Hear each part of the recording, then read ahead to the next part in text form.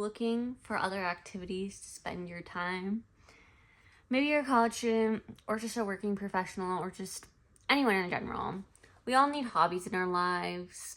So here are some ideas. Here are 10 ideas for hobbies for this winter. Some of them, pretty much all of these are indoor. I'm pretty sure all of these are indoor. And they vary on price. You have to do your own research. You could definitely make some of these ideas cheaper or make them more expensive depending on where you do these things and where you spend your money. So yeah, without further ado, let's get into it. First is crochet. I used to crochet. I still have the supplies. All you really need to get started is like a hook and some yarn. And honestly, YouTube. You can also get some starter kits. I think they cost less than like 20 bucks and they do a pretty good job teaching you.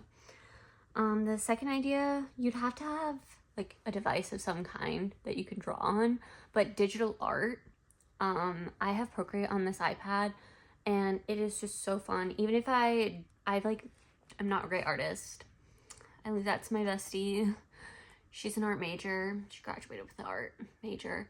I leave it to my brother as well. Sometimes he'll do digital art on my iPad when I'm with him, and I just hand him my iPad if he wants it, and I'm just like, go at it. But it's fun. I write things on my iPad on Procreate, and then I'll erase it. It's still soothing, so anyone can really do it. You just have to have an iPad, and that would be an upfront investment, but if you're a student, you might already have one. Reading, knowledge is power. And this can be as cheap or as expensive as you want it. You can get a Kindle and read. You can get if you have an iPad, you can get it through you can have the Kindle app, or through your library you can get Libby. That's free. Or you can go to your library and get a paperback, or hardcover.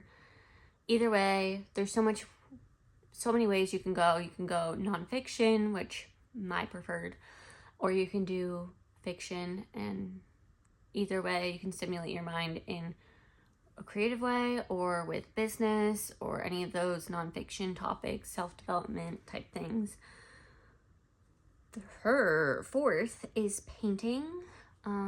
This one would be on like a canvas, or just like, you can get those like little cardstocks, even on a cardstock. Like you can even get sketching paper and do that. And this could be watercolor or acrylic or whatever you're going for. Sometimes I wonder why I even know half these terms, but my brother really likes art, and I have so many family members and friends who love art. It's not really my thing. I'm not talented in that. That's not how I show creativity. And I thought, honestly, that was the only form of creativity. I am creative in other ways. But yeah, that would be a good idea if you are interested. The thing is, that can be costly, especially if you're getting a huge frame or lots of paint, and it can be very time consuming. And then number 5, cooking. I think it's very important no matter what phase in life you are. If you have 2 working hands, you should be cooking. Yeah, it's just very economical. You save more money if you cook for yourself rather than door dashing. Plus, it's healthier. And if you can make at least 2 or 3 staple meals for yourself, or staple items, and mix and match, that would be perfect. I know for some people, that's how they show their creativity. My brother and my dad are very creative people in that respect. They both love art, and they both love cooking. The thing about cooking is you're gonna have to do it whether you love it or hate it, unless you have someone in your life that is going to be cooking for you. I'm blessed where I live in a house, but my parents are like, girl, you need to learn how to cook, because once you're out of here, you can be coming back every single damn day of your life. I'm like, Mom, can my husband just cook for me? My mom, she always says, some people cook because they love to, or they cook to survive. Something along those lines. She's definitely a person who didn't grow up learning to cook, and my dad did. And yeah, you can really tell My dad loves to cook. My mom, it's not the, I don't think it's like the best thing that she would love to be doing all the time, but like, you know, you gotta eat to survive. That's what she always says. And then knitting, that's along the same lines as crocheting. You just need another needle. The difference between knitting and crocheting, in my opinion, is the amount of needles. Crocheting is a single needle and it's got a hook at the end. Knitting needles have a spike at the end and they're just stick straight. So, in case you were wondering, that one, I think it's definitely faster because you're going through the row either way. But I think knitting is faster, especially if you know what you're doing. But to all those crafty people, let me know which one's faster in the comments because I would really love everyone else's opinion on that. Coloring. You can get coloring books on Amazon. I know like there's a huge like trend with coloring with these really expensive markers. You could get cheaper markers, Walmart markers, honestly last at least a year or so. Start there. My thing is with hobbies, we tend to spend a lot of money up front on all these hobbies. Make it affordable. Just buy the cheaper if you don't know if you're gonna like it. That way, if you know you're gonna like it, like my mom really loves coloring and she used to be in design school before she went into social work. And she came across this company called Prismacolor and she would use them every night to like do her sketches or whatever for her design school. She was interior design. Love her. Love that for her. She loves them so much. We've decided, you know what? No matter what, we're getting her them. Like, she needs them. She deserves them. Moms deserve the world. They do so much for us. So, as long as you know you're going to continue doing that hobby, then you can spend more money on it. But one of my crochet hooks is my mom's old crochet hook. And honestly, she could have just given me that. She didn't need to go spend money on new ones. You know, if generational hobbies, so beautiful. She tried to teach me how to knit. Didn't work out. And then tracking your finances. I know this may not sound like a hobby, but it can become one. So I think that in today's age, with the credit card industry, it's so easy to just swipe your card. I grew up with parents who were very intentional about how we spent our money. Mind you, we were not making a ton of money, so our money had to stretch. We didn't make as much as we do now. But my mom has always been very intentional about knowing how much money she's spending. So I would think that at the beginning, maybe it wasn't a hobby and then it became a hobby for her. I don't know. I don't know if she still does it to this day, if she's strict about it or whatever.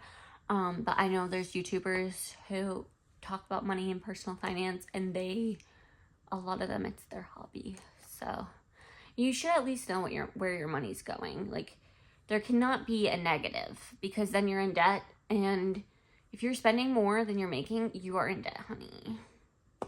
And you need to know that before you get further in debt. Like, I know I'm in debt. I knew that going into college, though, like, I would be in debt. But anyway, number 9, learning a new content. Learning a new language. I think that learning a new language can be so fun. I think it's easy, especially if you have to do it for school. You're just like, oh, I don't want to do that. But I think when you get older, you're like, oh, languages are cool. And like, some people know how to speak like so many languages. I'm like, what? How? But yeah, I think I passed the first level of my language course because I like tested out of it because I did Duolingo so much. And I kept up with Duolingo so that I would not fall behind on the second level. So I very much suggest Duolingo for learning languages. It's a great free tool. I know there was a paid version, like there was this really popular paid company when I was younger that you'd like get DVDs and stuff. Anyway, I just think that learning a language is important, especially if you have a family member or a friend who is from a different country and speaks a different language, I think it's important to show that you care about their culture and about them as a person by learning their language. And I think that they would feel really appreciated. And it can be difficult to learn other languages. And then number 10, get into content or journal. I'll start with the journal part first. I think it's easy to forget like what's going on in our lives, especially if we want to reflect back on them, if we don't keep tabs on our life. And I think one of the easiest ways to do that is by keeping a journal, whether that's written, typed, wherever. I think that it's important to be able to release your thoughts and your feelings and process. And this is one of my ways of processing. I think other people have different ways of processing. Like art can be a way to process. I think that's another reason why I put art. So like if you're not the type of person that processes with art, like I'm not the person that processes with art, like I'm not making art to process my life. You know what I'm saying? Like that would probably be like potentially what my brother or my dad, or like my dad also likes to write. He's very interesting. He's like a man of many talents. But if you just need to find your way to release. What some people think that working out is a release, and yes, I do think it is a release, but you're only releasing like the energy and the built up tension. You're not really releasing any of the actual thoughts. And I think that it's healthy. If you don't want to look at them, you don't have to. But I also think it's like important to like reflect back. But I just think documenting your life in some way, that's why I said content. I think also just like the way I'm doing it right now, that I'll be able to look back in like 10 years and be like, oh yeah, I grew from this. And like, yeah, I may not be sharing specific details about what I'm going through at the moment. I may or may not. But then it's like, I can still look back and see how much I've grown. And like, I can look back and be like, oh, that's so cool. I recorded that or whatever, you know? So yeah, just do what you want to do. Those are 10 hobby ideas for you in today's day and age.